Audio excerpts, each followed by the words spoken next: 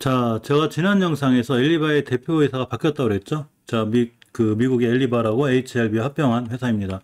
자, 엘리바가 꽤 중요해서, 저 엘리바에 대해서 한번 알아보겠습니다라고 말씀을 드렸고, 물론 제 영상이나 내용이 정보에 오류가 있을 수 있지만, 그냥 재밌게, 손상개미TV가 이렇게 엘리바를 생각하고 있고, 이런 영상들이 있구나라고, 재밌게 참고만 해주시고, 이 투자에 관한 모든 판단과 책임은 본인에게 있음을 알려드리고 이런 정보는 재밌게만 봐주시기 바랍니다. 그래도 유익한 정보가 되지 않을까 싶습니다. 자, 예전에 리보세라님의 사전 미팅에 대한 얘기가 있어서 이것 때문에 좀 시끄러운 것도 있고 잘 해결도 됐습니다. 이게 2019년도 꽤 오래된 얘기죠. 미국 FDA와 사전 미팅에 대한 얘기가 있었는데 HLB 자회사, 그때는 이름이 SK 바이오팜이었었어요. 이 SK 바이오팜이 항암제 리보세라닙의 신약 허가 신청을 위한 사전 단계로 미국 식품의약국 FDA와 사전 미팅, 신약 허가 사전 미팅 NDA를 진행할 것이라고 이렇게 19년도 8월 5일날 바뀌었죠. 근데 엘리바로 사명이 변경이 됐죠, 이게. SK 바이오팜이 엘리바로 사명 변경을 추진했는데 HLB의 자회사로 항암제 리보세라닙의 신약 허가 신청 절차를 진행 중인 LSK 바이오팜이 회사명을 엘리바로 변경을 추진 중이라고 이렇게 8월 20일, 그러니까 19년도 8월 20일 날 이렇게 밝혔습니다. 그해 9월 초 변경이 확정됐는데, 이렇게 보면 9월 초 변경이 확정되고, 엘리바 회사명이 9월 초에 변경 확정을 지어서 9월 3일에, 그 당시에 이제 알렉스 킴, 이 부사장이 직접 IR 행사에서 설명할 예정이라고 했습니다. 이 사명을 바꾼 가장 큰 이유는 바로 글로벌 파마로서 도약하기 위해서죠. 글로벌 파마로의 도약을 하고 있는데, 2005년 설립 이후에 이 LSK 바이오팜은 신약 개발 단계 업무를 훌륭하게 해왔고 이제 신약의 승인과 판매 단계를 준비함으로써 글로벌 파마로의 도약을 준비하는 시점입니다. 이때 상호가 굉장히 중요하다는 생각을 한 거죠. 그렇기 때문에 상호 변경 이후로다가 NDA 이후에 신약의 상업화를 준비해야 되는데 이 준비하는 입장에서 글로벌 제약업계에서 친화적인 회사명을 선택한 게 바로 엘리바입니다. 그러니까 차근차근 2019년도부터 리보세라니까 이 HLB 이런 관계들은 꾸준히 계획적으로 사업을 진행하고 있는 거죠. 엘리바 합병 공시가 바로 HLB 홈페이지를 통해서도 이뤄졌죠. 엘리바의 합병 2019년도 11월인데 우리 회사의 100% 자회사인 HLB USA가 1,880억 원 규모 유상증자를 진행합니다. 이 합병에 관한 최종 일정이 확정돼서 공시합니다라고 2019년도 11월 달에 공시가 있었습니다.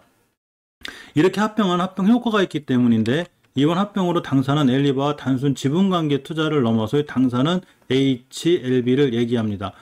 사실상 한 회사가 됨에 따라 명실공히 항암신약 개발 회사로서 거듭나게 되었고 이로 인해 당사의 바이오 사업은 더욱 탄력을 받을 것으로 예상됩니다. 바이오 산업에 거의 올인하고 있죠. 이 엘리바가 굉장히 중요한 이유가 몇 가지가 있습니다. 왜 중요할까? 엘리바는 리보세라닙에 대한 아래 두 개 특허에 대해 중국의 글로벌 지역의 전용 실시권을 보유 중입니다. 즉 보유 실시권이죠. 혈관 신생 억제제로서의 6환 아미노, 이 아미도 유도체, 의학용어라 조금 어려워요. 물질 특허. 이렇게 사이아노 사이클로펜틸, 그리고 피리들베틸 아미노3, 비리딘 카복스 아미다위염, 이게 이제 의학용어라. 이런 거에 대한 어쨌거나 중요한 이 특허를 갖고 있습니다. 두 개의 특허를 갖고 있고, 특허 및 존속 기간이 있는데 이게 19년도 기준이고요. 아까 말씀드린 혈관 식세 억제제가 2024년, 그리고 아까 말씀드린 사이아노 사이클로펜딘 이런 것들이 2029년까지 바로 특허가 있고 국가별 특허 전략에 따라 최대 2034년까지 가능하다는 이런 공시가 있었습니다.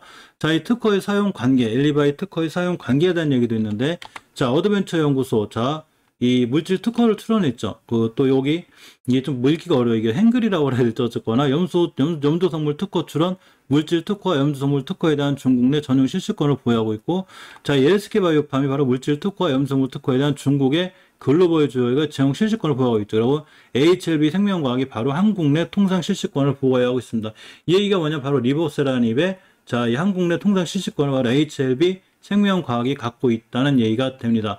이런 것들에 대한 특허 국가에 대해서도 명시를 하고 있는데, 보시게 되면 글로벌 특허 등록 국가, 물질 특허는 미국, 유럽, 슬로바니아, 스페인, 사이프러스, 포르투갈, 덴마크, 일본, 한국, 캐나다입니다. 염도성물 특허는 미국, 유럽, 호주, 캐나다, 홍콩, 일본, 한국, 베트남, 멕시코, 러시아, 남아공, 대만. 베트남, 그죠, 베트남. 나노젠, 나노코박스. 신경 쓰이는. 어쨌거나 2019년도 11월에 했던 공시이기 때문에 지금 변경되어 있을 수도 있고, 2019년도에 이런 공시가 떴다는 것만 제가 영상을 통해서 알려드립니다. 그만큼 어쨌거나 엘리바는 HLB에 있어서 굉장히 중요한 기업이 됩니다. 엘리바의 위상은 이 정도죠. 자, 이게 2020년도 1월, 작년 1월 달인데, 리보세라님의 글로벌 3상 임상을 종료하고 국제 암학회에서 성공적인 발표를 한 이후에 엘리바의 위상은 크게 달라졌습니다. 이 점은 대단히 중요하다고 인지하고 있죠. 자, 엘리바의 역량은, 자, 이렇게 엘리바의 역량에 대한 인정은 글로벌 바이오기로부터 좋은 조건하에 다양한 비즈니스 제안으로 이어지고 이게 다수 협상이 진행 중이라고 합니다. 자, 이게 2020년도 1월달 작년 기사인데 작년 공시죠. 다양한 비즈니스 제안이 이루어진다는 것은 역시나 HLB에도 상당히 좋은 긍정적인 모습이라고 볼 수 있습니다.